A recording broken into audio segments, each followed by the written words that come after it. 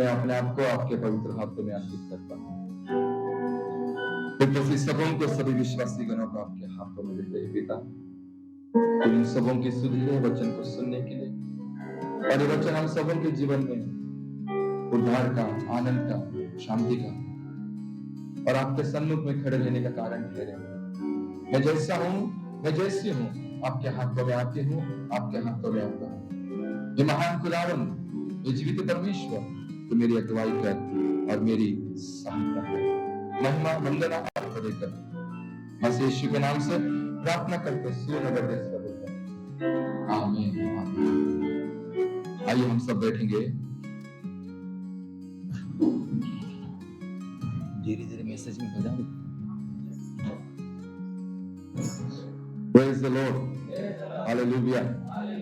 आप लोग सोच रहे होंगे कि पास्टर को क्या हुआ है। कुछ तो हुआ है। Praise the Lord।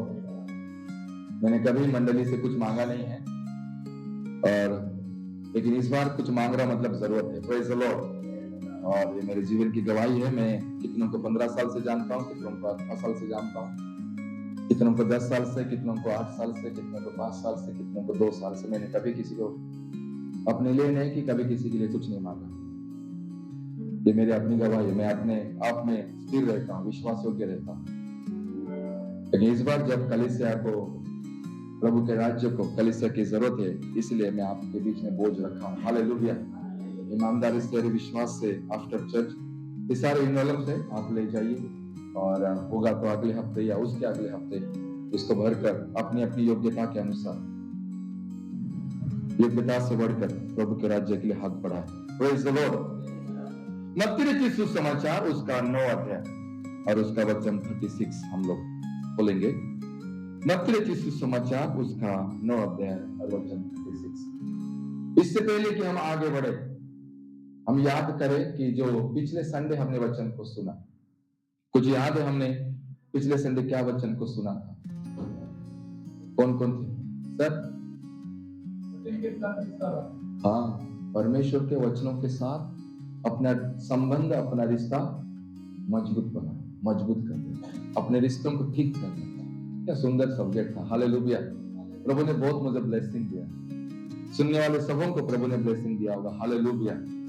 आज का वचन भी आपको बहुत आशीष देगा। केवल ध्यानपूर्वक आपको सुनना है, शुरुआत से आपको प्रभु शक्ति देंगे, आपके जीवन में प्रभु बातें करेंगे, आपकी जरूरतें प्रभु पूरे करेंगे। क्या लिखा देखो, यहां पर उसने एक बड़ी भीड़ को देखा और उसका दिल, उसका मन तरस से भर गया। क्या लिखा देखो, जब उसने भीड़ को देखा तो उसको लोगों पर तरस आया, क्योंकि वे उन भेड़ों की नाई जिसका कोई रखवाला ना हो, व्याकुल और भटके से थे। वे व्याकुल थे, वे भटके से थे, जिनका कोई चरवाहा नहीं, ऐसे वो भीड़ थी। प्रभु को देखकर उन पर तरस आया। क्या ही महान और प्रतापी परमेश्वर है, वो मनुष्य को देखकर तरस करता है, जिसने सारे सृष्टि की रचना की, जिसने शब्द ही से सब चीजों को गठन किया, निर्माण किया। वो इतना विश्वव्यापी परमेश्वर, जिसका कोई अंत नहीं, जिसके जीवन की कोई सीमा नहीं, जिसको कोई रोक नहीं सकता, वो परमेश्वर छोटी सी भीड़ को देखकर तरस खाता है। एक बड़ा रहस्य है, ये बड़ा सीक्रेट है। देखो, दुनिया में अगर हम देखेंगे, कोई ज्ञानवान है, कोई बुद्धिमान है, कोई धनवान है, और वो आदमी दयावान भी है, ये हो नहीं सकता। कोई ज्ञानवान है, ध्यान से सुनो, कोई ज्ञानवान है, कोई बुद्धिमान है और धनवान है, वो व्यक्ति दयावान नहीं हो सकता। बड़े रेयर लोग, बहुत मुश्किल से मिले। नहीं है, ये सच्चाई है, ये जीवन की सच्चाई है, और ये सच्चाई बदल नहीं सकती। सच्चाई को कोई बदल नहीं सकता, जो है वो है। कोई ज्ञानवान है, कोई धनवान है और कोई बलवान है और वो कृपालु है, ये नहीं हो सकता। कोई ना कोई बात उसके जीवन में उसको घमंडी करेगी, कोई ना कोई बात उसको ऊंचा खींचेगी, कोई ना कोई बात उसके जीवन में उसको क्या करेगी। वो दयावान प्रेम करने वाला नहीं हो सकता। लेकिन यहां पर देखिए, वो सामर्थ्य परमेश्वर, वो प्रतापी परमेश्वर, जिसके नाम में सामर्थ्य है, जिसके शब्दों में सामर्थ्य है, वो परमेश्वर, उसके जीवन को देखो, वो सामर्थ्य है, वो प्रतापी है, वो बलशाली है, वो धनवान है, और वो एक रहस्य उसके जीवन का, वो दयालु परमेश्वर है। हालेलुया। आपका परमेश्वर, मेरा परमेश्वर कैसा है? तरस खाने वाला परमेश्वर, दयालु परमेश्वर। इस मर्म को थोड़ा समझ लीजिए, सिद्धांत को थोड़ा समझ लीजिए। इतना सामर्थ्य होने के बाद भी उसके जीवन में आपके लिए करुणा है, उसके जीवन में आपके लिए दया है और तरस है। इस मर्मों को, इस सच्चाई को अपने जीवन में लेकर जाइए। वो धनी है, वो बलवान भी है, वो सर्वशक्तिमान भी है, वो ज्ञानवान भी है, बुद्धि से उसने सृष्टि की रचना की, और उसका दूसरा रूप ये भी है, वो दयालु है, वो कृपालु है, वो तरस खाने वाला परमेश्वर। मत्ती के सुसमाचार 19 अध्याय उसके 16 में एक जवान प्रभु के पास आया, और प्रभु ने उसे देखकर उसका मन भर गया। बोलता कि मैं अनंत जीवन पाने के लिए क्या करूं गुरु? यीशु का मन उससे भर गया। यीशु ने उसको बहुत प्रेम किया। कोई प्रभु के पास आता है तो प्रभु को पता है कि यह मनुष्य मेरे पास क्यों आया, इसकी जरूरत क्या है, प्रभु को पता है। आज हम प्रभु के पास आए हैं, आज हम चर्च में आए हैं, ये प्रभु को पता है कि हम क्यों चर्च में आए। इसके पीछे का मर्म प्रभु जानता है, सच्चाई प्रभु जानता है, और हम कितने दिन तक प्रभु के साथ टिके रहेंगे प्रभु जानता है। हम कितने दिन तक परमेश्वर के साथ चलते रहेंगे प्रभु जानता है। उसे हर चीज पता है। हम कहां पर रुकने वाले हैं, हम कहां पर झुकने वाले हैं, हम कहां पर टूटने वाले हैं, प्रभु को पता है। हम आज क्यों प्रभु के पास आए हैं, वो जवान लड़का प्रभु के पास आया, प्रभु को मालूम था वो क्यों आया। आज जैसे कि हम इस नए महीने के इतवार में आज हम प्रभु के पास आए हैं, हम क्यों आए हैं? अपने आप को प्रश्न पूछो, इसका आंसर प्रभु को पता है। आपकी जरूरत प्रभु को पता है, आपके दुख, कष्ट, ताड़ना, वेदना, संकट, मुसीबतें परमेश्वर को पता है। आपसे और परमेश्वर से छिपे नहीं है आपके हालात, आपकी परिस्थितियां। प्रभु जानता है कि हम मनुष्य स्वार्थी हैं, प्रभु जानता है कि हम मतलबी इंसान हैं। फिर भी उसके जीवन का एक रहस्य मैं आपको बताना चाहता हूं। वो दयालु परमेश्वर, वो फिर भी करुणा करता है। हालेलुया। इस बात को समझ लीजिए। इतना सर्व कुछ होने के बावजूद भी उसके जीवन में करुणा और तरस आपको दिखेगी। करुणा और तरस ने परमेश्वर को स्वर्ग से पृथ्वी पर लेकर आया। यही एक कारण है प्रभु का स्वर्ग पर से पृथ्वी पर जन्म हुआ। अब मुझे बताओ, जो परमेश्वर अपने स्वर्ग के ऊपर सिंहासन के ऊपर बैठे बैठे बोलता है कि सूर्य हो जा, सूर्य हो जाता है। वो परमेश्वर सिंहासन पर बैठे बैठे बोलता है कि चंद्रमा हो जा, चंद्रमा हो जा, तारे बन जा, तारे बन जाते हैं। वो बोलता है कि जल और जमीन अलग अलग हो जाए, हो जाता है। वहां पर बैठे बैठे वो बोलता है कि आकाश और पृथ्वी अलग अलग हो जाए, हो जाए। वो परमेश्वर स्वर्ग के सिंहासन पर बैठे बोलता है कि पानी के अंदर तैरने वाले सारे पानी के जंतु बन जाए, जंगलों में रहने वाले सारे जानवर बन जाए। उस सिंहासन पर बैठे बैठे उसने कहा कि पेड़ बन जाए, पेड़ बन गए। अब वो परमेश्वर इतना महान, अब उसको थोड़ा समझिए। इस मर्म को थोड़ा समय कुछ आपको बताना चाहता हूं, ध्यान दीजिए। अब वो परमेश्वर जिसने शब्द ही से रचना की, बैठे बैठे उसने सब चीज कर दिया। वो परमेश्वर सिंहासन पर बैठकर भी आपके पापों की क्षमा कर सकता था कि नहीं? वो परमेश्वर आपके पापों की क्षमा सिंहासन पर बैठकर भी कर सकता था। लेकिन क्यों वो परमेश्वर क्यों पृथ्वी पर आया? क्या कारण है उसको पृथ्वी पर आने का? वो उसका तरस है, वो उसकी दया है, वो उसका प्रेम है, वो आपको प्रेम करता है। Praise the Lord. प्रेम आपको झुका देगा, दया आपको अपनी महिमा छोड़ने के लिए मजबूर कर देगा। ये दया है, ये करुणा है, ये परमेश्वर का दिल है, वो पिता है, ये पिता का जीवन है। इतना महान परमेश्वर होने के बावजूद भी सिंहासन पर हमेशा विराजमान, करोड़ों और लाखों स्वर्गदूत उसकी स्तुति में,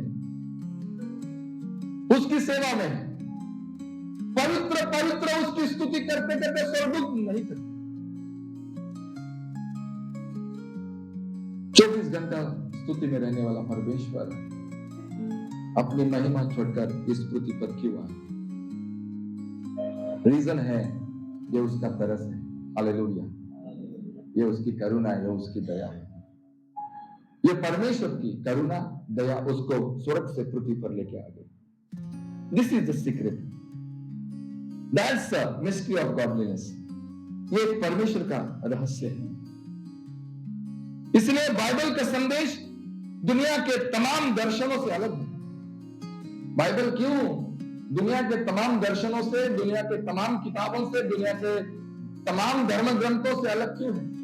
इसीलिए बाइबल पढ़िए, आपको पता चले। आप बाइबल के ऊपर विश्वास करिए, आपको पता चलेगा कि प्रभु मनुष्य बनकर क्यों आया, क्या रीजन है। Praise the Lord. मनुष्य के जीवन की कुछ जरूरतें हैं, प्रभु जानता है। मनुष्य के जीवन की कुछ आवश्यकता है, प्रभु को मालूम है। संसार में हमें कुछ आवश्यकताओं को दिखाया। संसार हमें आवश्यकता दिखाता है, रोटी, कपड़ा और क्या है, मकान। संसार हमें क्या बोलती है कि मनुष्य को 3 चीजें चाहिए, रोटी, कपड़ा और मकान। लेकिन ये वो परमेश्वर है जिसने केवल शारीरिक जरूरतों को ही पूरा नहीं किया, उसने आत्मिक जरूरतों को भी पूरा किया। समझे उसके मर्मों को। मैं आज ऐसे कुछ बातों को आपको बताऊंगा जिसकी मनुष्य को बहुत जरूरत है, और उन बातों के बिना हमारा जीवन आगे नहीं बढ़ सकता। अगर हम आगे बढ़ भी गए हैं तब भी हम रुक जाएंगे। इन बातों के बिना, इन आवश्यकताओं के बिना ये रेस हम लोग पूरी नहीं कर सकते। ये मसीह की दौड़ हम लोग पूरी नहीं कर सकते। और इस दौड़ को पूरी करने के लिए आपको वो बातें मालूम होनी चाहिए। जब एक मां, कितनी माता है यहां पर, कितनी माता है? यस, हाथ ऊपर करो, थोड़ा हाथ ऊपर। कितनी माता है? यस, बाप रे, प्रेज़ द लॉर्ड, बहुत सारी माता है। अब एक छोटा सा प्रश्न मैं आपको पूछना चाहूंगा। अब ईमानदारी से अपने मन को पूछना, क्या पास्टर सच बोल रहे कि नहीं? जिस दिन आपने अपने बच्चे को जन्म दिया, अपना पहला बच्चा, दूसरा बच्चा, तीसरा बच्चा, आपने जिस दिन जन्म दिया अपने बच्चे, और जिस दिन आपने उस बच्चे को अपने हाथों में, अपने गोदी में उठाया, अपने हाथों में पकड़ा, उस दिन आपका मन उस बच्चे को देखकर कैसे भर गया? दया से भर गया, कृपा से भर गया। वो मेरा बच्चा, मैंने जन्म दिया। सच बोलो है कि नहीं? वो मां जानती है उस बच्चे की आवश्यकता क्या है। मां जानती है बच्चे को क्या चाहिए। क्यों? क्योंकि उसने उसे क्या दिया है? जन्म दिया है। और ये चीज सीखने के लिए मां को डिग्री लेना पड़ा क्या? कहां पर एजुकेशन लेना पड़ा क्या? नहीं। कौन से कॉलेज में जाना पड़ा क्या? कुछ सीखना पड़ा क्या? नहीं। ये कैसे वो जानती है? ये बातें कैसे उसके जीवन में आई? वो तरस, वो उस बच्चे के लिए दया, उस बच्चे के लिए करुणा, उस बच्चे के लिए प्रेम, उस बच्चे के लिए अपनापन, और उस बच्चे के दिल की धड़कन वो समझती है, बच्चे के एक्शन हाव भाव को वो मां समझ लेती है, उसका चिल्लाना उसको मालूम है उसको क्यों चिल्ला। रात को 1 बजे 2 बजे सुबह में माँ बाप नहीं सोते, सो रहे क्या? नहीं सो रहे होंगे, नए नए जन्म हुए मम्मियां सो रहे क्या? आप लोग नहीं सो रहे होंगे, बच्चा सोने नहीं देगा। आपको पता चलेगा कि ओ बाबू को, ओ नानी को भूख लगी थी। ये बातें आपके जीवन में कहां से आई? किसने आपको सिखाई? निश्चय है ये परमेश्वर की तरफ से ही यह आपके जीवन में रचा गया है। हालेलुया। क्योंकि वो निर्माण करता प्रभु, वो निर्माण करता परमेश्वर है, वो पिता है। और जितने पिता यहां पर है, जितने पिता यहां पर, कितने पिता? थोड़ा हाथ ऊपर करेंगे। पिता है, बाप रे बहुत सारे पिता है। हालेलुया। आप इन पिताओं को बोलो, एक प्रश्न पूछो।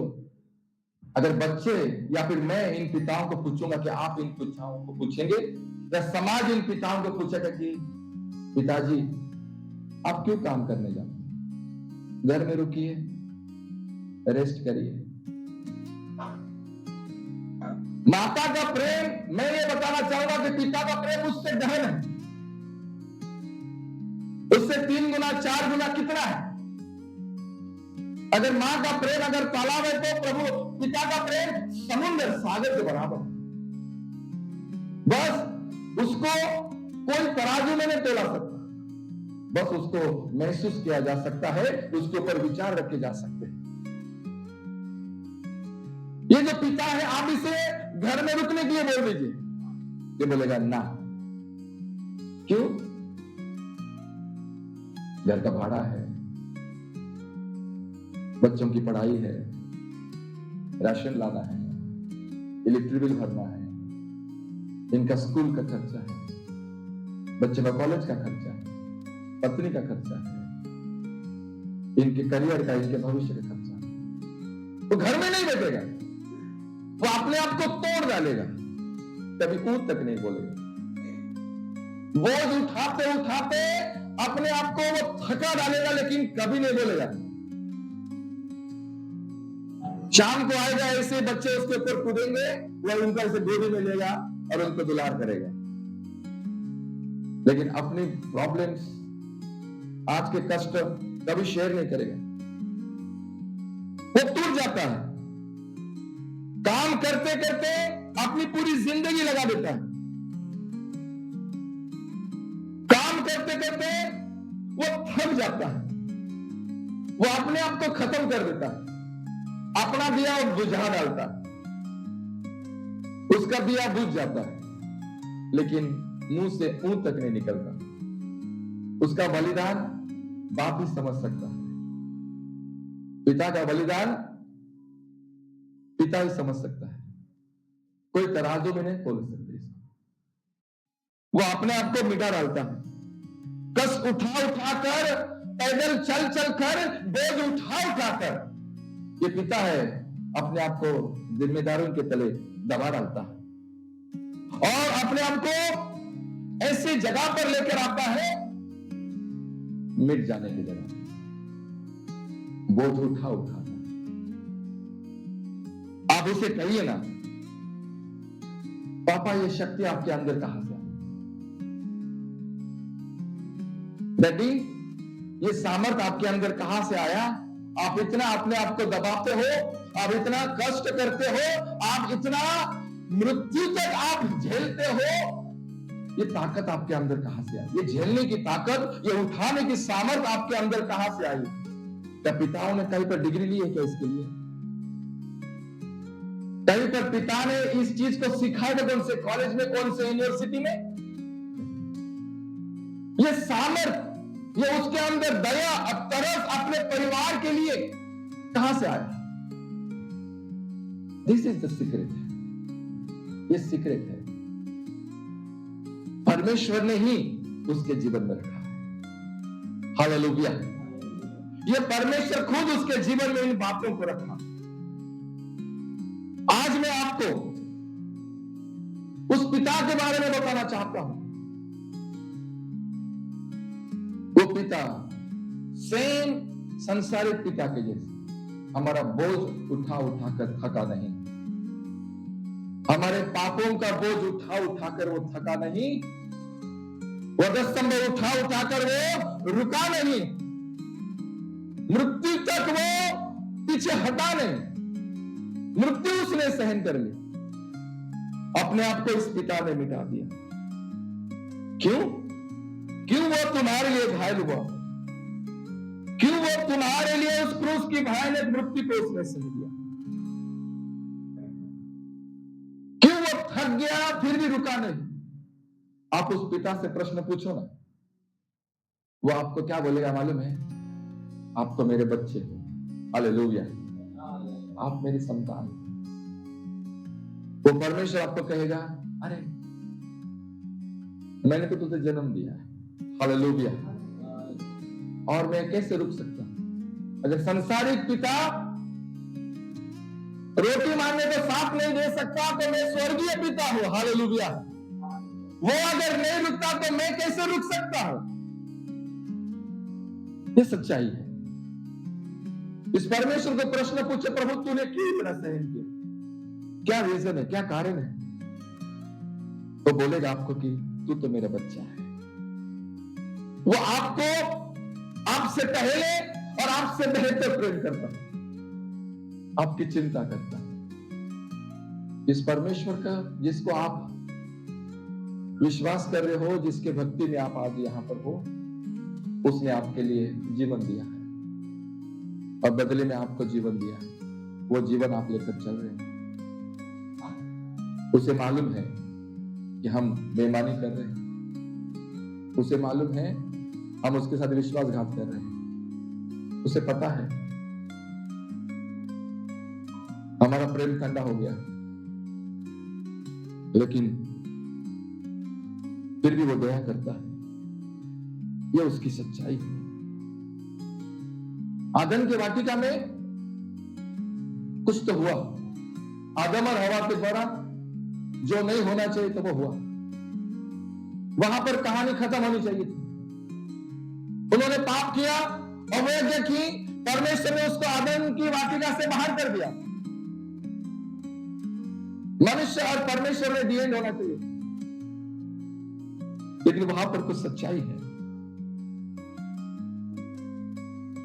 कौन सी ऐसी बात मनुष्य और परमेश्वर को अलग कर दी?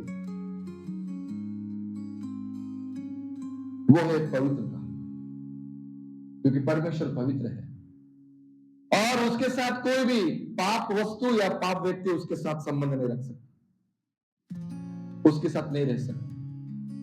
और मनुष्य ने पाप किया, उसकी संगति अपवित्र हो गई और इसके कारण वो वाटिका से बाहर हो गया। परमेश्वर का पहला नाम ही पवित्र है। उसका पहला नाम दया और प्रेम नहीं है। उसका फर्स्ट नेम इज होलीनेस। उसका पहला नाम पवित्रता है और वह इतना पवित्र परमेश्वर है, उसके संगति में थोड़ी सी भी पाप का अंश भी नहीं रह सकता। इनको बाहर कर दिया। यहां पर कहानी खत्म होनी चाहिए थी, लेकिन कहानी खत्म नहीं हुई। यहां पर कुछ मर्म है, कुछ सिद्धांत है, कुछ रहस्य मैं आपको बताना चाह रहा हूं। ध्यान दीजिए। अब मनुष्य परमेश्वर के पास नहीं जा सकता और मनुष्य परमेश्वर के पास नहीं जा सकता, पर परमेश्वर तो आ सकता है मनुष्य के पास। Praise the Lord, hallelujah. अब परमेश्वर मनुष्य के पास आया। अब परमेश्वर मनुष्य के पास आता है। उसकी पवित्रता उसका सर का ताज है, उसका क्राउन है, और जो कुछ भी स्वर्ग में होता है उसकी पवित्रता में होता है। अब वो अपनी पवित्रता छोड़कर संसार में आया, मनुष्य बना, दर दर की ठोकरें खाई, निंदा अपमान दुख उठाया, थूके चापड़न खाया, क्रूस उठाया, मृत्यु सही। क्यों? क्योंकि आप उसके बच्चे हैं, हालेलुया, क्योंकि हम उसके बच्चे हैं। Praise the Lord. उसने हमको जन्म दिया। ये श्वास ये प्राण, ये आत्मा उसका है। Praise the Lord, hallelujah.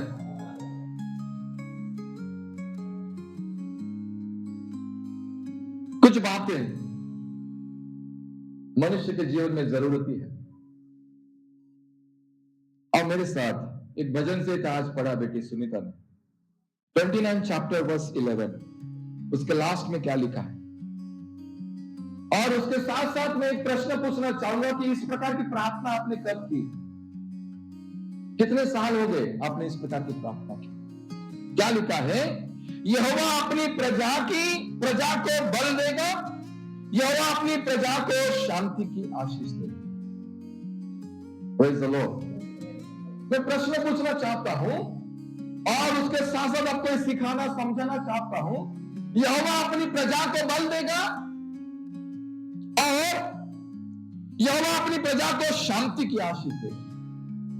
कितने दिन हो गए? पर्सनली पूछो, मैंने अपने लिए कभी शांति मांगी है प्रभु से? अपने व्यक्तिगत लाइफ में कभी प्रभु से शांति मांगी है? कितने पिता हैं उन्होंने अपने लिए शांति मांगी? कितनी मम्मियां हैं उन्होंने अपने लिए प्रभु से शांति मांगी? प्रभु, आई नीड योर पीस।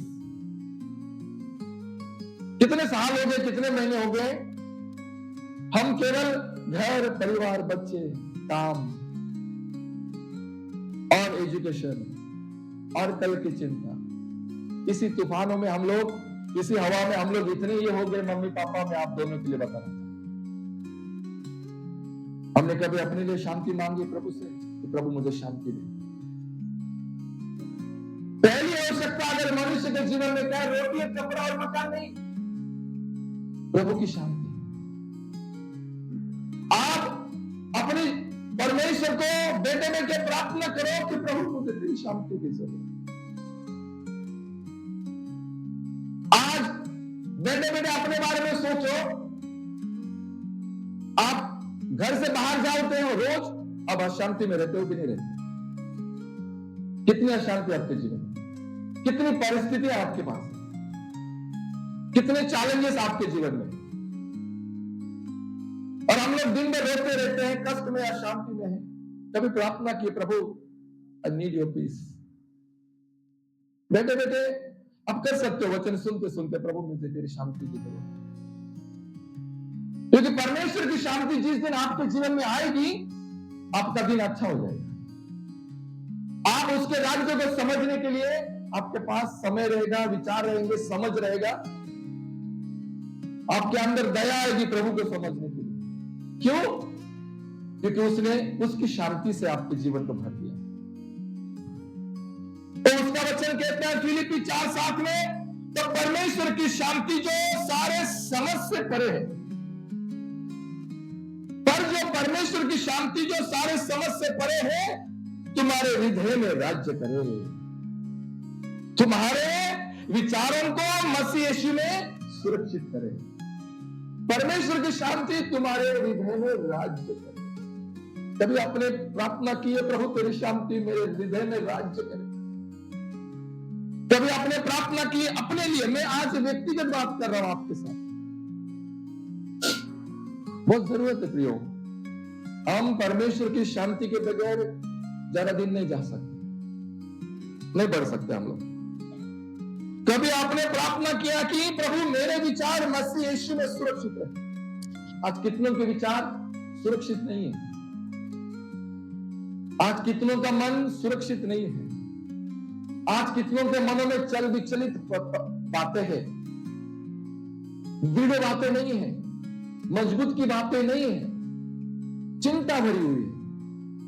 और चिंता ने आपको अशांत कर दिया, चिंता ने आपको तोड़, ये समाज आपको तोड़ेगा, ये संसार आपको जकड़ेगा, संसार आपको दबाएगा, संसार की चिंताएं आपको दबाएगी। लेकिन एक चीज है, आपको ऐसे परिस्थिति से बाहर लाएगी, वो है परमेश्वर की शांति। हालेलुया। अपने हृदय पर हाथ रखे और बोले कि प्रभु, सब जन बोले, प्रभु मुझे तेरी शांति चाहिए, प्रभु मुझे तेरी शांति चाहिए। प्रियो, जब यीशु का स्वर्गारोहण का समय आया, यीशु जिस समय पुनरुत्थित हुआ और उसका स्वर्गारोहण का समय आया, जब चेलों को पता चला कि हमारा मसीहा, हमारा राजा, हमारा यीशु, हमारा प्रभु जा रहा है, वे दुखी हो गए, रोने लगे। वो कहता कि मैं तुम्हें अपनी शांति देता हूं, तुम्हें शांति मिले।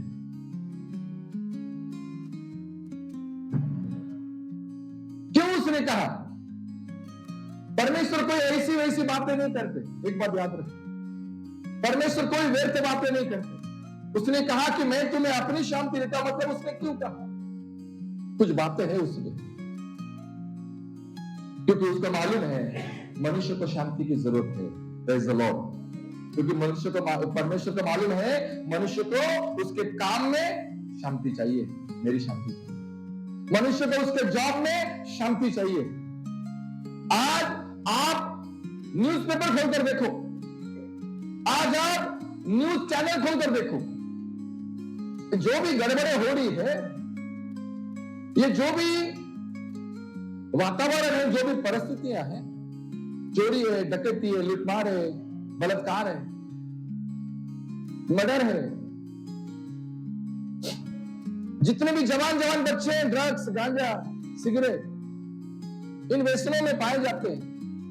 कभी आपने देखा और कभी आपने पूछा ये क्यों हो रहा है? उनके पास ज्यादा पैसा इसलिए।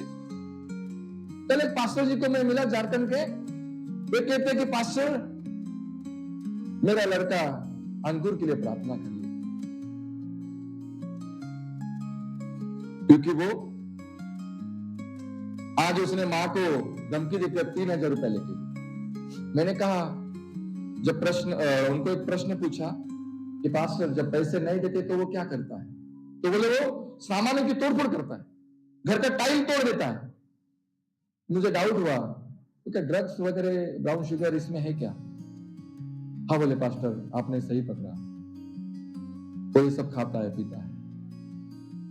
अब कभी इन बच्चों को, इन जवानों को पूछो कि आप क्यों कर रहे हो, क्यों खा रहे हो? तो सिगरेट पीने वालों को कभी पूछो आप क्यों सिगरेट पी रहे हो?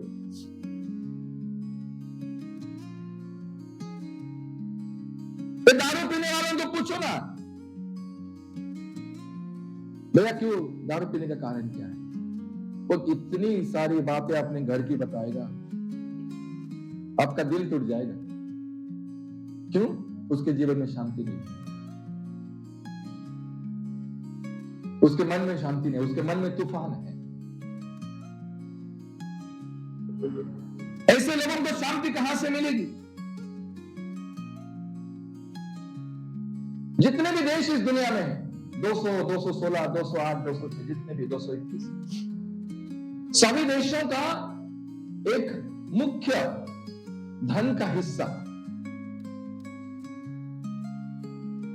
अपने देश को बचाने के लिए, अपने देश में जैसे गृह मंत्रालय है, वित्त मंत्रालय है, रक्षा मंत्रालय है, विदेश मंत्रालय है,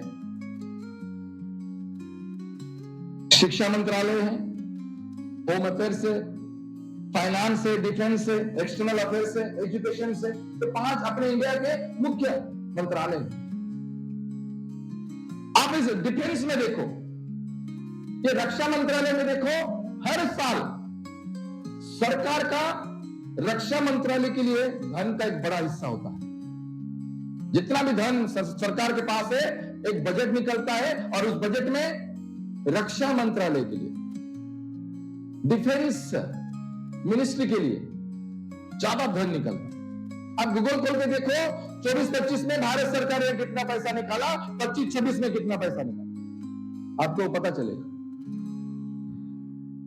हर देश, केवल भारत देश की बात नहीं कर रहा हूं, हर देश अपने देश को सुरक्षित रखने के लिए हथियारों को खरीदता है।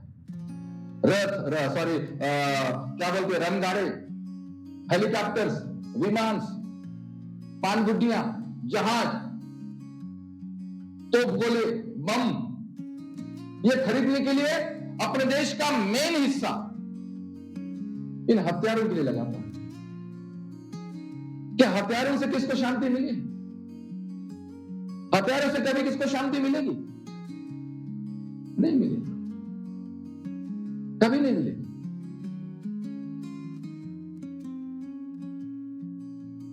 अगर मनुष्य के जीवन में शांति आनी है, एक ही रास्ता है, और वह शांति का राजकुमार प्रभु यीशु मसीह।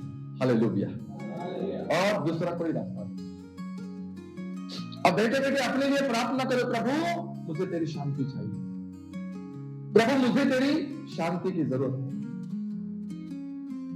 7 दिसंबर 1941 का मैं युद्ध के बारे में आपको सिखाना, आपको इतिहास मालूम होगा, आपको बताना चाहूंगा।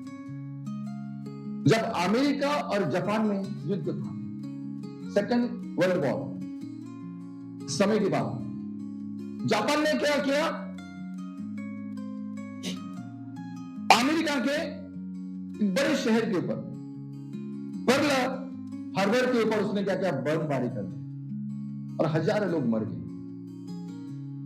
बहुत लोगों का, उनके कितने सारे जहाज, 11 प्रकार के जहाज थे, वे पूर्ण रूप से नष्ट हुए। 15 जहाज थे, उनको हल्की फुल्की क्षति पहुंची। 7 जहाज थे, वे पूर्ण रूप से डूब गए। 3 जहाज पूर्ण रूप से नष्ट हो गए, और वो 3 जहाज के नाम एरिज़ोना, ओक्लाहोमा और यूटा पूर्ण रूप से खत्म हो गए। कितनी स्त्रियां मर गई, कितने बच्चे मर गए, कितने पुरुष मर गए। और जापान का एक chief commander of army, Japan का चीफ कमांडर, वो उस जगह पर उतरा, मित्सुओ फुचिदा उसका नाम। होता तो मैं आपको यहां पर दिखा था उसका पिक्चर, लेकिन वो भी अपने चर्च की एक कमी है, कभी हम लोग उसमें जाएंगे। प्रोजेक्टर होता तो मैं दिखाता। ये जो जापान का मेन कमांडर है मित्सुओ फुचिदा, ये उतरा उस जगह पर, पर्ल हार्बर में वो उतरा और देखा प्रेग्नेंट महिलाएं मर गई है, उनके पेट में बच्चे हैं और वे मर गई है। इतना हाहाकार हो गया, इसका दिल टूट गया, और ये अपने मन से बोलने लगे, हाय मैंने क्या किया, क्यों मैंने किया।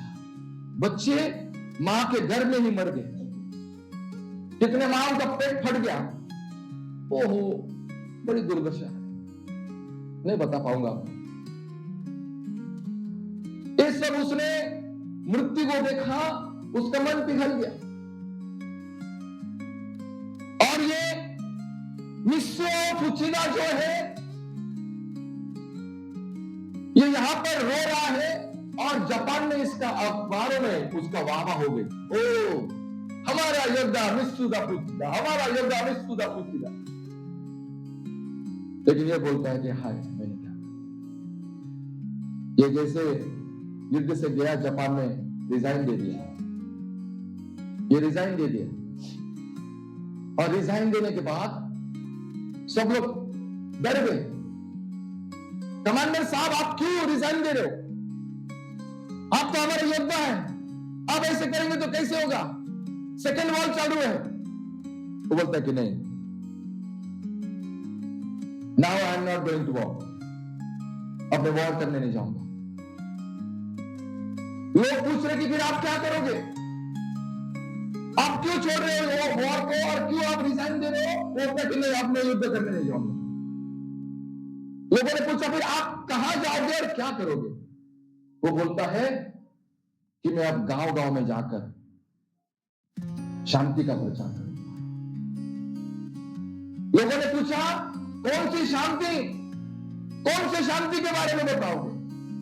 वो कहता है एक ही शांति है, और एक ही शांति का राजकुमार है, वो है जीवित यीशु मसीह। हालेलुया, जोर से ताली बजाते हैं। हालेलुया। कहता है एक ही शांति का राजकुमार है, वो है प्रभु यीशु मसीह। आप इतिहास खोलकर देखो, गूगल खोलकर देखो, जापान का जो पहला प्रचारक है, पहला मिशनरी है, इसने घर घर जाकर पर्चा बांटा, शांति का संदेश उसने बांटा, मित्सुओ फुचिदा।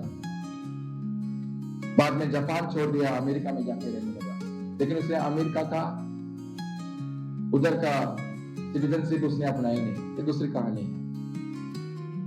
जीवन भर संदेश बांटता रहा, जापान का पहला मिशनरी। इतिहास खोलकर दे, आपको मालूम है डीएस, ये शांति हथियारों से नहीं मिल सकती, रोटी कपड़ा मकान में शांति नहीं मिल सकती। संसार आपको बता रहा है शांति मनुष्य को कहां मिलेगी। आप रोटी भी लेंगे, रोटी खरीदेंगे, कपड़ा भी खरीदेंगे, मकान भी खरीदेंगे, बेड भी खरीदेंगे, सोने के लिए शांति चाहिए, पैसे नहीं चाहिए, कहां से लाएंगे शांति? मिस्यों पुचिदा को पूछो, वो आपको बताएगा। एक ही शांति का राजकुमार, उसका नाम खुदावंद यीशु मसीह। हालेलुया। क्या आप और मैं आज ये शांति के भूखे और प्यासे हैं? प्रभु मुझे शांति चाहिए। अपने व्यक्तिगत जीवन, आप सब पास्टर्स हो, आप सब लीडर्स हो, यहां पर मैं अकेला नहीं हूं, आप सब लीडर्स, सब पास्टर्स, सेवा के लिए, घर चलाने के लिए, काम करने के लिए, एजुकेशन करने के लिए शांति चाहिए। बिना शांति के आप नहीं चल सकते। पैसे कितने दिन तक आपको आगे बढ़ाएंगे? 15 दिन के बाद खत्म हो जाएंगे। उसके बाद आपको शांति चाहिए, और शांति से आप पूरा महीना काटोगे। मार्था के जैसे जीवन मत काटो। मार्था के समान जीवन मत काटो। प्रभु की सेवा में थी, प्रभु की सेवा कर रही थी, लेकिन उसके जीवन में शांति नहीं। वो बहुत सी बातों की चिंता करती थी, कभी इसकी कभी उसकी, कंप्लेन करती थी।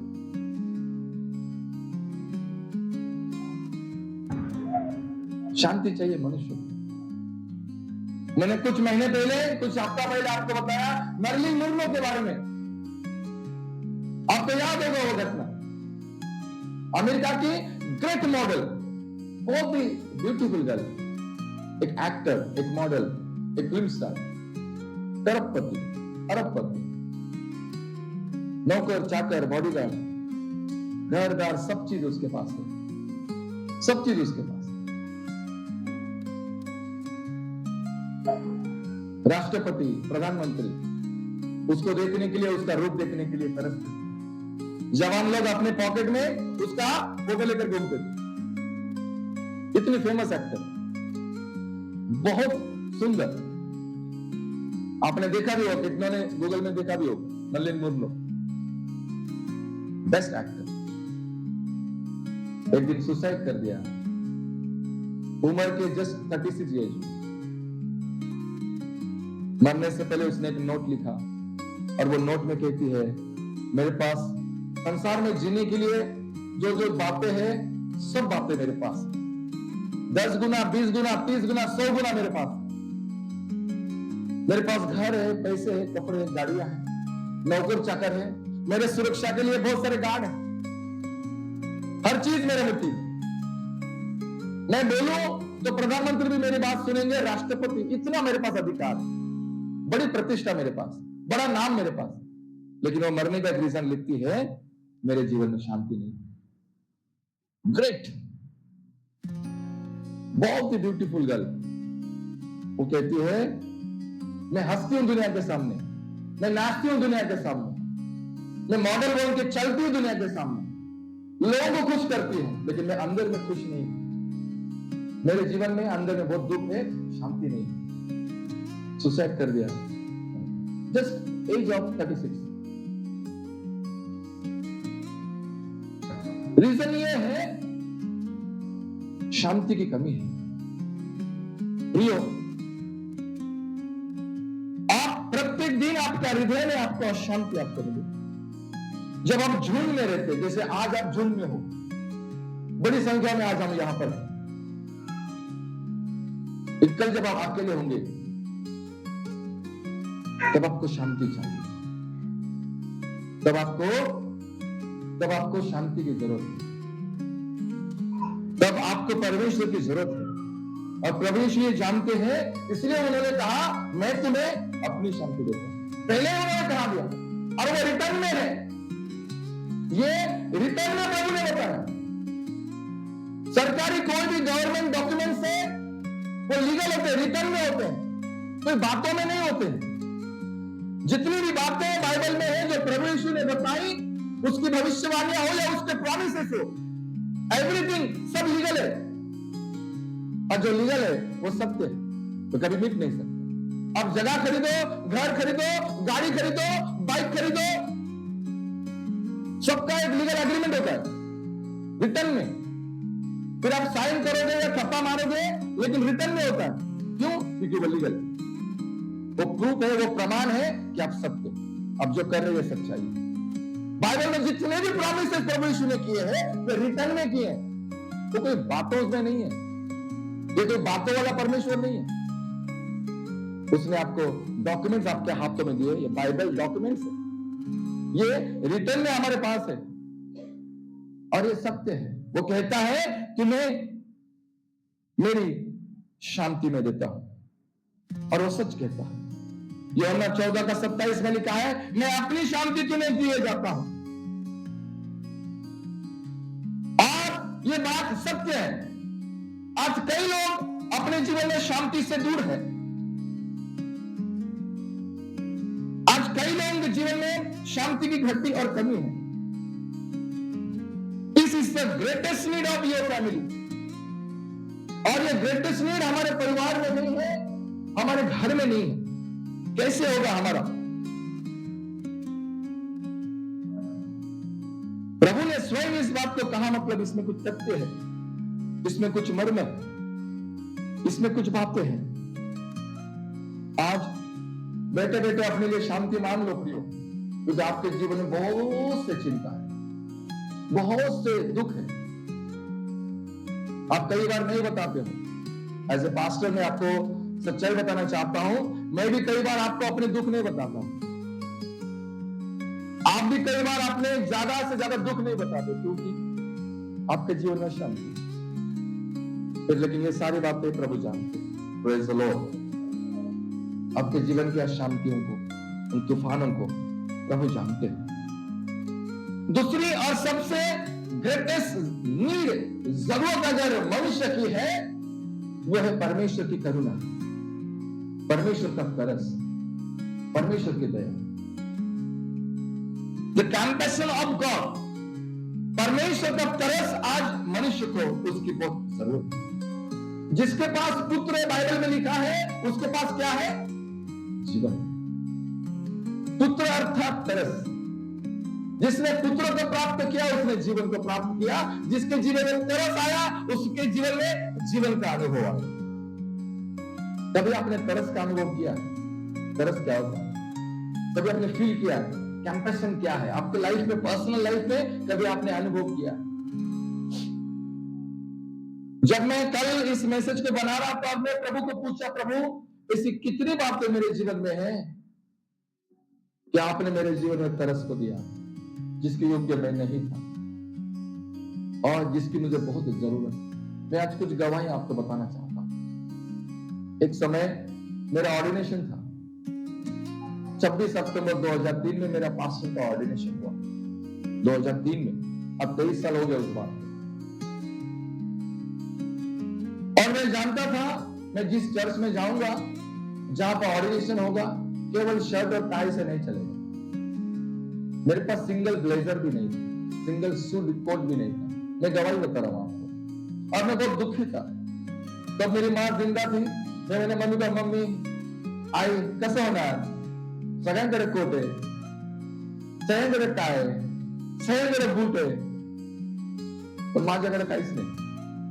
मैं वो रोने लगा और दिन पास में आ गया। 26 अक्टूबर पास में आ गया और मेरे जीवन में बहुत टेंशन कि मैं अब कल जाऊंगा कि नहीं जाऊंगा। तो मैं प्रार्थना करने लगा। और उस दिन शाम को मेरे मम्मी का फोन आया कि सोनी जल्दी मेरे पास आ, एक दीदी है, उसने तुझे एक सूट दिया तेरे ऑर्डिनेशन के लिए। और मैं रोने लगा। मैंने कहा प्रभु मुझे सूट चाहिए, आपको कैसे पता? और मैं रोने लगा और मैं मम्मी के पास गया और सूट में पहनकर ऑर्डिनेशन को गया। परमेश्वर को हमारी जरूरत है, मालूम है। उस तरस का अनुभव आप करिए, आपके जीवन में वो तरस आएगा। और जिस दिन आपके जीवन में तरस का अनुभव आएगा, आप परमेश्वर के प्रेम को समझ जाओ। मैं बाइबल ट्रेनिंग को जा रहा था आज से 27-28 साल पहले। मेरे पास अच्छे कपड़े है ही नहीं, हम बहुत गरीबी से ऊपर आए, हमने बहुत जीवन में दुख देखे। आज भले प्रभु ने परिस्थिति को उसके दया करुणा से तरस से बदल दिया, लेकिन पुराना जीवन बहुत दुख भरा था। मेरे पास कपड़े नहीं थे, अब मैं बाइबल ट्रेनिंग जाऊंगा, अरे उधर तो हर रोज कपड़े पहनने, कैसे जाऊंगा? मुझे तो बाइबल ट्रेनिंग जाना है। तो मैं प्रार्थना करने लगा, प्रभु सेवा में तो जाना है, वचन तो सीखना है, बाइबल ट्रेनिंग तो जाना है, लेकिन कुछ बातें मुझे पीछे खींच रही है। मेरे पास कपड़े नहीं, मेरी छोटी सी जरूरत थी, मेरे पास कपड़े नहीं थे। मालूम है, मेरे पास्टर ने फोन किया, मेरा लीडर पास्टर थे, उन्होंने मुझे बोला, Soni come to my house. उन्होंने उनके पुराने कपड़े दिए। आज भी मैं वो कपड़ों को संभाल के रखा, कुछ पैंट से कुछ शर्ट से संभाल कर रखा, इतने साल हो गए। और वो हाइटेड थे, मैं भी हाइटेड था, तो उनके कपड़े मुझे आते थे, लेकिन मैं कमर में गिर जाती थी पैंट। तो मैं इधर कभी तार बांधकर, कभी सूता बांधकर, बेल्ट नहीं था। अपनी शर्म में किसी को नहीं बताता, मेरा लाइफ में अपना जरूरत नहीं बताता। प्रभु ने ऐसी परिस्थितियों से उसके तरस का अनुभव मुझे करा। हालेलुया। जिस दिन आपके जीवन में उसके तरस का अनुभव आएगा, आप परमेश्वर के जीवन का अनुभव करो। मत्ती 9:36 में हमने पढ़ा, यीशु ने बड़ी भीड़ को देखा और उसका हृदय तरस से भर गया। लूका रचित सुसमाचार उसका 7 अध्याय वचन 11 से 17 तक। एक विधवा का एकलौता पुत्र मर गया था और उसको गांव के बाहर ला रहे हैं, और यीशु मसीह उस गांव के अंदर जा रहे हैं। उस विधवा का रोना देखकर, कितनी भी विधवा है हमारे चर्च में, मुझे पता है, आपका रोना प्रभु जानता है। हालेलुया। उस विधवा का रोना देखकर प्रभु को उसके ऊपर तरस आया। लिखा है वचन 13 में आपको मिलेगा, यीशु को उस पर तरस आया, क्योंकि वह विधवा का अकेला लड़का था। यीशु मसीह उस आरती के पास गए और उस आरती को छूकर उसने कहा, उठ अपने मां के पास। मृत्यु के बाद अंत है, मृत्यु के बाद जीवन नहीं है, यह संसारिक सिद्धांत है। लेकिन प्रभु यीशु ने संसार के सिद्धांत को बदल दिया। हालेलुया। प्रभु यीशु ने संसार के नियम को बदल दिया। डेथ इज द एंड, मृत्यु अंत है और मृत्यु के बाद कुछ नहीं है। लेकिन प्रभु ने इस जवान की आरती को छूकर उसको जीवित किया। हालेलुया। संसार के नियम और सिद्धांतों को बदलने का ताकत अगर किसके अंदर है, तो वही तरस खाने वाला परमेश्वर प्रभु यीशु मसीह। हालेलुया। वो तरस खाने वाला परमेश्वर। कभी आपने प्रार्थना किया, प्रभु मुझ पर तरस खा, मुझ पर दया कर, मेरे काम, मेरे बिजनेस, मेरा मनी, मेरे बच्चों के ऊपर, वाइफ के ऊपर, मम्मी के ऊपर, पापा के ऊपर, घर के ऊपर, एजुकेशन के ऊपर, प्रभु आप तरस खाओ। जिस दिन परमेश्वर का तरस आपके जीवन के ऊपर आएगा, आपके हालत बदल जाएंगे, गारंटी। जिस दिन आप परमेश्वर के तरस से भर जाओगे, आपके सिचुएशंस चेंज हो जाएंगे। Each and every situation change हो जाएगी। उसके लिए आपको प्रार्थना करनी होगी, आपको मांगना होगा, प्रभु मेरे हृदय को आपके तरस से भर दो, मुझ पर तरस खाओ प्रभु, मुझ पर दया करो, मुझ पर अनुग्रह करो। तरस में परमेश्वर का सामर्थ्य है। तरस में परमेश्वर की सामर्थ्य कैरी करते हैं। आप मांगो, आप प्रार्थना करो, प्रभु मेरे छोटे छोटे बच्चों के ऊपर तरस खाओ, मेरे पर मेरे जवान युवाओं के ऊपर, मेरे जवान बच्चों के ऊपर तरस खाओ। प्रार्थना करो, सारे जवान प्रार्थना करो, प्रभु मेरे जवानी के ऊपर दया करो, तरस खाओ मेरे परमेश्वर। एक एक इंसान के पास प्रभु यीशु गया जिनको तरस चाहिए। कुछ अंधे रोड के किनारे चिल्लाते थे रोड के किनारे कि प्रभु हम पर दया करो, हे दाऊद की संतान हम पर दया करो। इतने हजारों की भीड़ में यीशु रुक गया और उनके पास गया और वे अंधे को पूछता है, तुम क्या चाहते हो कि मैं तुम्हारे लिए करूं? और वे अंधे कहते हैं कि प्रभु हम देखना चाहते हैं।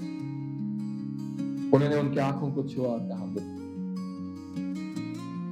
वो तरस खाता है, एक एक मनुष्य के पास जाता है, एक एक मनुष्य के पास वो गया और उनके ऊपर तरस खाया। कभी भीड़ के ऊपर गया, कभी भीड़ के पास गया, 5,000 के ऊपर उसने तरस, 3 दिन से कुछ नहीं खाए, दया हो गई उसके जीवन में, उसका हृदय तरस से भर गया और 5 रोटी से उसने 5,000 से अधिक पुरुषों को, ये उसकी दया है, ये उसकी करुणा। वो जो डाकू था, वो जो चोर था, उस चोर के ऊपर यीशु की तरफ आ गया और वो कहता कि हे पिता, हे प्रभु, जब तू अपने राज वैभव में आएगा तो मुझ पापी को स्मरण करना। उस पर तरस खाया प्रभु ने। ना उसने कुछ बाइबल ट्रेनिंग, ना उसने कुछ लॉ पढ़ा था, ना उसने कुछ बपतिस्मा लिया था, लेकिन अंत के समय पर यीशु का उसके ऊपर दया आ गया। वो कहता कि आज ही तू मेरे साथ सुखलोक में। Praise the Lord. ये एक एक दुखी, एक एक कष्टी, एक एक महाराक्रमती लोगों को ढूंढ ढूंढ कर उनके ऊपर तरस खाने वाला परमेश्वर आपके ऊपर क्यों तरस नहीं खाए? आप मांगो, आप बोलो, प्रभु मेरे ऊपर तरस खाओ। मत्ती 8:3 में उसने कोड़ियों को छुआ और कहा कि मैं चाहता हूं कि तुम चंगे हो जाओ, और कोड़ी चंगे हो गए। कोड़ियों को उसने उनके ऊपर, उनके बीमारियों के ऊपर, उनके हालात के ऊपर उसने तरस खाया। मत्ती 11:35 में यीशु रोया। क्यों प्रभु यीशु रोया? इतना महान परमेश्वर, स्वर्गदूत बुलाया जाता, हजारों स्वर्गदूत आ जाएंगे, इतनी पावर उसके अंदर, इतना सामर्थ्य उसके अंदर, और वो रो रहा है। क्यों रो रहा है मालूम है? उसका दिल तरस से भर गया। उसका मित्र, उसका फ्रेंड लाजरस डेथ हो गया। उसका जीवन तरस से, उसका हृदय दया से भर गया और वो रोने लगा। कौन सी बात उसको रुला सकती है? जितने भी ग्रह हैं, जितने भी नक्षत्र हैं, इसके नाम से अपने रास्ते बदलते। जोशुआ ने कहा कि सूर्य रुक जा, तो सूर्य रुक गया। यहोवा के नाम से कहता कि सूर्य चंद्रमा रुक जा, तो सूर्य चंद्रमा रुक गए। सारे नक्षत्र, सारे ग्रह उसके नाम से स्थिर हो जाए। इतना महान, इतना वैभवी परमेश्वर आज रो रहा है। क्यों रो रहा है? कि उसका हृदय तरस से भर गया। उसके हृदय में कंपैशन, माडियस, मनुष्य को उसकी तरस की जरूरत है। यह उसका कंपैशन, यह उसका तरस, यह एक मर्म है, एक तरस है। इसको थोड़ा समझ लीजिए। जल्दी मैं इसे समाप्त करने जा रहा हूं। कुछ रहस्य की बातें मैं आपको बताना चाहता हूं। परमेश्वर चाहे तो हम सभी मनुष्य का नाश कर सकते, सबको खत्म कर सकते। जैसे सदम और अमोरा में हुआ, वैसे वो हम सबों को नाश कर सकते, क्योंकि वो जानता है हम पापी हैं, हम गलतियां करते हैं, हम भूल करते हैं, हम गुनहगार, हम पापी मनुष्य, वो जानता है। अब यहां पर परमेश्वर के अंदर में लड़ाई चल रही है। अब ये लड़ाई मनुष्य की नहीं है, अब ये लड़ाई परमेश्वर की है। परमेश्वर के अंदर, उसके हृदय में एक लड़ाई चल रही है। एक लड़ाई धार्मिकता की है। धार्मिकता कहती है जिसने पाप किया उसको दंड मिलना चाहिए, और एक लड़ाई उसके अंदर में तरस है। अब तरस बोलती है कि मैंने सारा दाम चुका दिया है। Praise the Lord. परमेश्वर यीशु के अंदर में एक युद्ध चल रहा है। धार्मिकता और तरस के बीच में युद्ध चल रहा है। जब भी परमेश्वर धार्मिकता से हमको देखता है, धार्मिकता के चश्मे से जब परमेश्वर हमको देखता है, तो हम दंड के पात्र हैं, हमें दंड मिलना चाहिए, हमारा नाश होना चाहिए। लेकिन उसी समय यीशु मसीह बीच में आ जाते हैं, और जब परमेश्वर प्रभु यीशु मसीह से हमको देखता है, तो उसका हृदय तरफ से तरफ। जब पिता परमेश्वर जब धार्मिकता के द्वारा मनुष्य को देखता है, और उसे लगता है कि इसको दंड मिलना चाहिए, दंड मिलना चाहिए, दंड मिलना चाहिए, सबको दंड, सबको न्याय करना।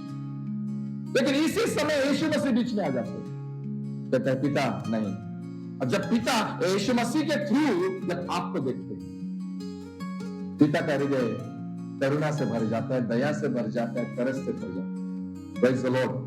जब आप पीला चश्मा डालकर देखोगे तो आपको सब पीला पीला दिखेगा। जब लाल गॉगल से डाल देखोगे तो आपको सब कैसे दिखेगा? जब परमेश्वर, जब पिता यीशु मसीह के द्वारा हमको देखते हैं, तो सब उसे पवित्र पवित्र पवित्र पवित्र पवित्र पवित्र पवित्र। हालेलुया। ये सच्चाई है। ये एक रहस्य मैं आपके बीच में रखा। ये युद्ध पिता के हृदय में, ये युद्ध परमेश्वर के हृदय में चल रहा है। प्रियो, तीसरी और अंतिम बात जो मनुष्य को चाहिए, वो है परमेश्वर की संगत। मैं 5 मिनट में समाप्त करूंगा, हालांकि ये बहुत लंबा है। परमेश्वर की संगति हमको चाहिए। रोटी कपड़ा मकान से हमारा कुछ होने वाला नहीं। हमें परमेश्वर का तरस चाहिए, परमेश्वर की शांति चाहिए, और परमेश्वर की संगति चाहिए। क्या हम परमेश्वर की संगति में? यहां पर एक बात मैं आपको दिखाना चाहता हूं, ध्यान दीजिए। शैतान आपको इस संगति से अलग करना चाहता है। शैतान ने हवा को अलग कर दिया। शैतान ने यूसुफ को उसके दर्शन से अलग कर दिया। शैतान ने दानियल को उसके प्रार्थना से, जीवन से अलग कर दिया। शैतान ने शद्रक मेशक अबेदनगो को अलग कर दिया। शैतान ने प्रभु यीशु मसीह को भी अलग कर दिया। शैतान हमेशा संगति को तोड़ने के लिए, शैतान हमेशा आपको अलग करेगा, संगति से दूर करेगा। और जिस समय आप अलग हो जाओगे, कुछ न कुछ बातें आपके जीवन में आएगी, कुछ बातें आपको मोहित करेगी, टेम्पटेशन आएगा, कुछ अभिलाषा आपके जीवन में आएगी, क्योंकि अब अलग हो, आप परमेश्वर से जुड़े हुए नहीं हो, आप पवित्रता से आप जुड़े हुए नहीं हो, अब संगति से आप जुड़े हुए नहीं हो, अब अलग हो। और अटैक के बाद अटैक आपके ऊपर करेगा, यहां तक अटैक करेगा आपके ऊपर कि आप अंत हो जाएगा, आपका विश्वास टूट टूट कर चूर हो जाएगा, आपकी आशा खत्म हो जाएगी, आपका भरोसा खत्म कर देगा वो। कब? जब आप संगति से अलग हो जाओ। कलीसिया, हमें परमेश्वर की संगति चाहिए। इस परमेश्वर की संगति को आप समझो, चर्च एक साथ चल रहे हैं हम लोग, एक जीव है, एक विचार है, एक शक्ति है, एक ताकत बनकर हम लोग चल रहे हैं। जब एक गिर रहा तो दूसरा उसको उठा रहा। कभी मैं भूलना, दानियल इतना प्रार्थना करने, दिन में 3 बार प्रार्थना करने वाला मनुष्य, उसको शैतान ने अलग कर दिया और सिंहों की गुफा में डाल दिया। सोचिए, शद्रक मेशक अबेदनगो इतने विश्वास से और भरोसे से भरे हुए राजा को चैलेंज करते, इतने शूरवीर लड़के, जवान, शैतान ने इनको भी अलग कर दिया। वो हमेशा आपके संगति को तोड़ेगा, हमेशा आपके मेल मिलाप को तोड़ने की कोशिश करेगा। क्यों? क्योंकि वो आपके ऊपर अटैक करना चाहता है, क्योंकि वो आपको परीक्षा में, दुखों में, संकटों में, मृत्यु में आपको डालना चाहता है, आपके ऊपर दुख लाना चाहता है, आपके ऊपर भय लाना चाहता है, आपके ऊपर चिंता लाना चाहता है। अरे ये परमेश्वर के संगति में रहेगा तो मैं इसके ऊपर कैसे अटैक करूंगा? मैं अटैक नहीं कर सकता, बिकॉज वहां पर परमेश्वर है, वो आपको उस संगति से अलग करेगा, तब वो आपके ऊपर अटैक करेगा। एक बात याद रखो, ये शैतान का षड्यंत्र है, ये उसकी चालाकी है। उसके चालाकी में मत गिरो, उसके चालाकी में मत फंसो। बहुत सी बातें आपको, संसार की बातें आपको आकर्षित करेगी, रोटी की बातें आपको आकर्षित करेगी, कपड़े की बातें आपको आकर्षित करेगी, मकान की बातें आपको आकर्षित। और इन 3 बातों से शैतान आपको क्या करेगा? परमेश्वर की संगति से अलग करेगा। और आपके पास प्रभु की संगति नहीं है और आप बहुत परेशानी में और रहोगे, क्योंकि आपके ऊपर अभिषेक का वो धारा ही नहीं है। आप उस नदी के जल के किनारे रोपे गए नहीं हो। आप कैसे फल दोगे? आपका शरीर कैसे हरा भरा रहेगा? आप सूख जाओगे, ना फल आएंगे, ना फूल आएंगे, ना पत्ते आएंगे, आप धीरे धीरे सूख जाओगे, क्योंकि वो आपको नदी के झरने से, वो जगह से, वो पानी से, वो स्थान से वो आपको अलग कर दे रहा है। उसकी चालाकी को समझो। कुछ बीमारी आपके जीवन में लाएगा, कुछ हालात आपके जीवन में लाएगा, कुछ झगड़े आपके जीवन में लाएगा, कुछ ऐसे सिचुएशन आपके जीवन में लाएगा, आपको अलग कर देगा। लेकिन नहीं, डटे रहो, स्थिर रहो। यीशु मसीह को 40 दिन 40 रात वो अलग हो गया, लेकिन यीशु मसीह स्थिर रहे, डटे रहे, विश्वास में रहे, शैतान को हरा दिया। हालेलुया। क्या आप हरा सकते हो? यीशु मसीह के जैसे आप शैतान का सामना कर सकते हो? आप उसको चैलेंज कर सकते हो परमेश्वर के वचन के द्वारा? आप उसके सामने खड़े रह सकते हो, शैतान दूर। आपको समझ में आते हैं कुछ शैतान के विचार, कुछ परमेश्वर के विचार। आपको समझ में आना चाहिए क्या परमेश्वर के विचार हैं और क्या शैतान के विचार। आइए अपने स्थानों पर अपने आप को खड़े रखते हैं, उसकी महिमा, उसकी प्रशंसा करते हुए उसके सम्मुख में आते हैं। Thank you Lord, hallelujah. क्या आप और मैं अपने जीवन का मकसद जानते हो? क्या आज आपको परमेश्वर के तरस की जरूरत है, उसके शांति की जरूरत है, उसके संगति की जरूरत है? आप देखो, अपने हृदय को पूछो, अपने आत्मा को पूछो, और आपकी आत्मा बोलेगी यस माय डियर, यही तो मैं चाह रही थी, यही तो मैं चाह रहा था कि तू मुझे मांग, तू मुझसे बोल, तू मुझसे बातें कर। आज परमेश्वर की आत्मा आपको कहती है, मांगो उसे उसकी शांति, मांगो उसे उसका तरस, मांगो उसे उसकी संगति। प्रभु मैं तेरे संगति में आना चाहता हूं, मैं तेरे संगति में आना चाहता हूं, तेरे बिना मैं चल नहीं सकता। अब पिछला जो कुछ है सब मैं छोड़कर मैं आगे दौड़ा चला जाता हूं मेरे